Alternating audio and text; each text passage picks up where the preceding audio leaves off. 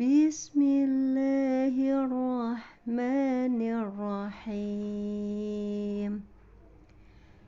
Inna rabbaka yabsutur rizqa liman yasha'u wa yaqdir. Innahu kana bi'ibadihi khabiran basira. Sesungguhnya Tuhanmu melapangkan rizki bagi siapa yang Dia kehendaki dan membatasi bagi siapa yang Dia kehendaki. Sungguh Dia Maha mengetahui, Maha melihat hamba-hambanya. Shadaqallahul azim. Assalamualaikum warahmatullahi wabarakatuh. Innal hamdalillah wa nasta'inu wa nastaghfiruhu wa na'udzubillahi min syururi anfusina wa min sayyiati a'malina.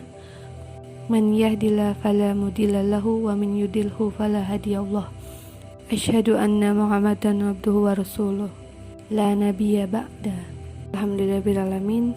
Jamaah Sahara Channel yang dirahmati oleh Allah Subhanahu wa taala.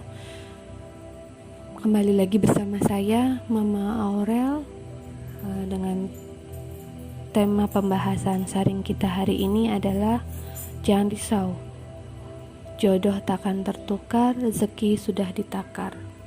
Bunda-bunda pasti pernah ya, entah itu diucapkan langsung atau dalam hati, lihat sahabat, saudara, atau teman dekat kita sukses, kemudian mendapatkan jodoh yang secara visual enak dilihat, terus anak-anaknya tidak rewel, gampang diatur gitu. Nah, pasti dalam hatinya pernah gini, enak ya, mereka hidupnya mapan, punya rumah, kemudian suaminya kerjanya enak, gajinya besar, sayang, terus ada pula yang anaknya gampang diatur, soleh, solehah. Nah, pasti bunda-bunda pernah. Kemudian bunda-bunda bertanya-tanya, wajar gak sih perasaan seperti ini, perasaan ingin seperti mereka? Manusia adalah makhluk sosial. Artinya apa? Manusia tidak bisa hidup sendiri tanpa bantuan orang lain. Dan tentunya kita sehari-harinya berinteraksi dengan orang lain, baik itu dengan keluarga kita sendiri, sahabat, atau relasi-relasi kita, teman-teman kerja kita. Dan manusia juga mempunyai 3 potensi dasar yang melekat pada dirinya. Yang pertama adalah kebutuhan jasmani atau hajatul udawiyah, yang kedua naluri atau goriza, dan yang ketiga adalah akal. Ketika kita berinteraksi dengan orang lain, indera penglihatan kita pasti akan melihat visual orang lain, seperti pakaian yang dikenakan, hartanya, fisiknya, dan yang lain-lainnya. Kemudian, naluri bako kita merasa ingin memiliki apa yang dimiliki oleh orang lain yang tidak kita miliki. Jika lo hanya ingin memiliki saja tanpa rasa ingin menghilangkan nikmat yang telah diberikan Allah kepada orang tersebut, maka ini masih disebut wajar. Tapi jika sudah mempunyai rasa ingin memiliki dan ingin agar nikmat orang tersebut dicabut, nah ini yang perlu kita waspadai. Karena sesungguhnya manusia hanya diperbolehkan iri pada 2 hal. Yang pertama, orang yang banyak hartanya dan menggunakannya di jalan Allah. Yang kedua adalah orang yang memiliki ilmu Al-Quran dan Sunnah maksudnya, dan mengamalkannya. Namun ketika keinginan ini berubah menjadi hasad dan dengki, misalnya tetangga beli kulkas baru, kita jadi sinis.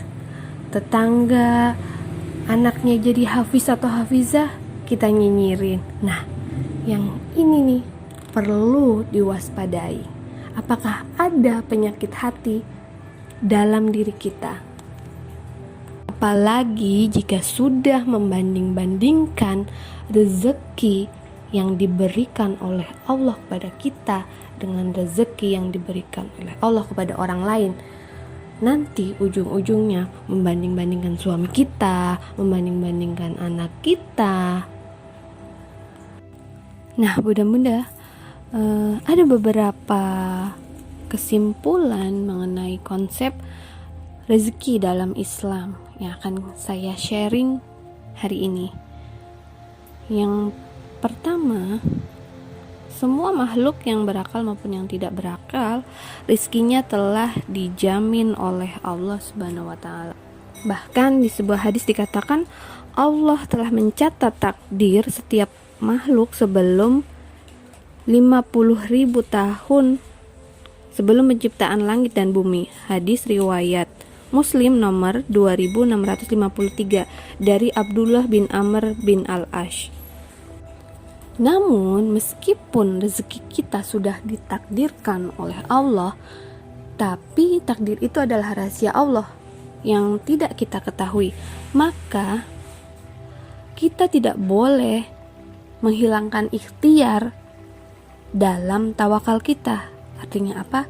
Kita tetap harus menjemput rizki, bukan mencari rizki, karena rizki sudah Allah berikan, tapi kita berikhtiar untuk menjemputnya.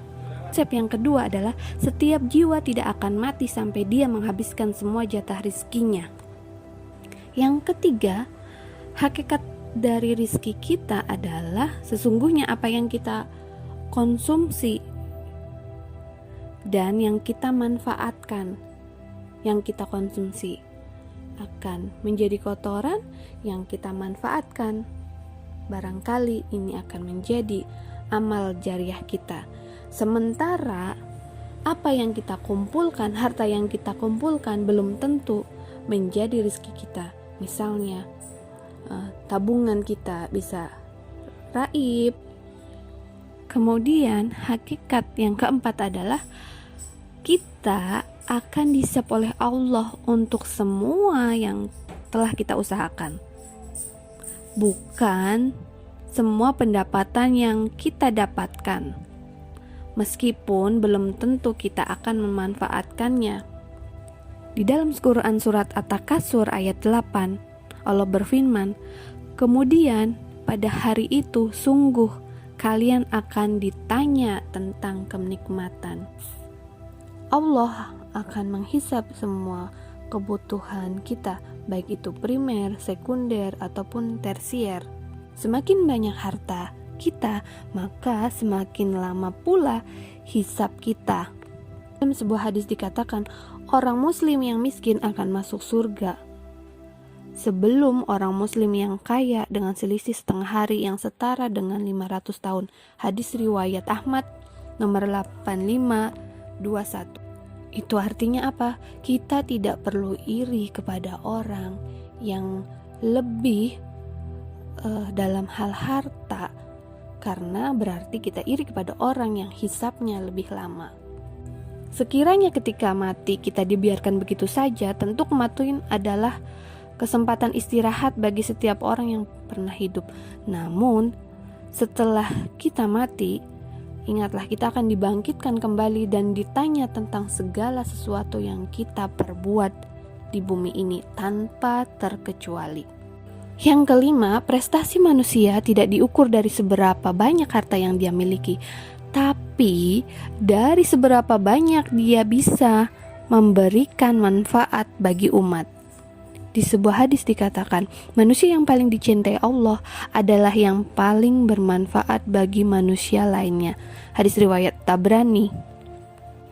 Coba sahabat bayangkan ketika berkelimpahan harta, sementara hanya kita yang bisa memanfaatkannya dan orang lain hanya bisa melihatnya. Apakah bisa dikatakan bermanfaat? Kemudian bagaimana cara mengendalikan gorisah bako ini tentang merisaukan rezeki orang, merisaukan jodoh orang?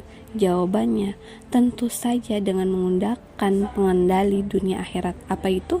Syariat Islam. Islam menghargai semua kelebihan manusia. Namun kelebihan itu baru ternilai ketika pemiliknya paham syariat dan ilmu agama. Di sebuah hadis diriwayatkan bahwa manusia adalah seperti barang tambang.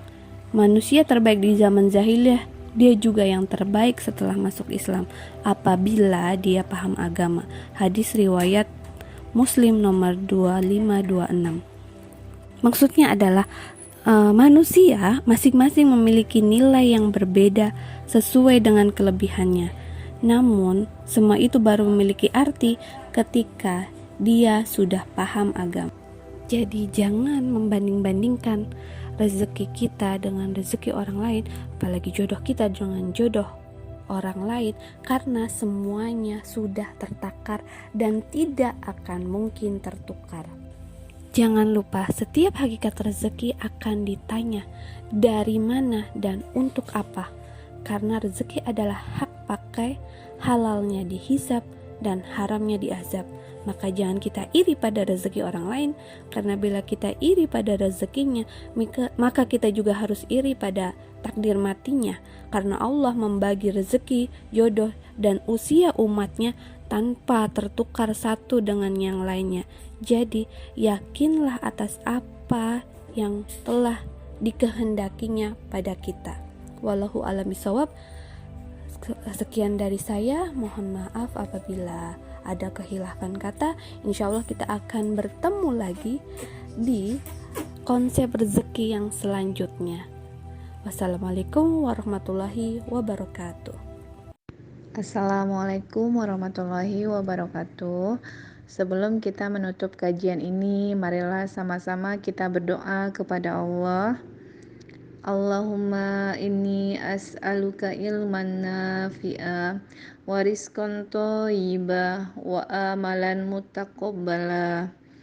Ya Allah, sungguh aku memohon kepadamu ilmu yang bermanfaat bagi diriku dan orang lain, rizki yang halal dan amal yang diterima di sisimu, dan mendapatkan ganjaran yang baik. Amin, amin ya Rabbal Alamin. Hadis riwayat Ibnu Majah dan Ahmad. Assalamualaikum warahmatullahi wabarakatuh.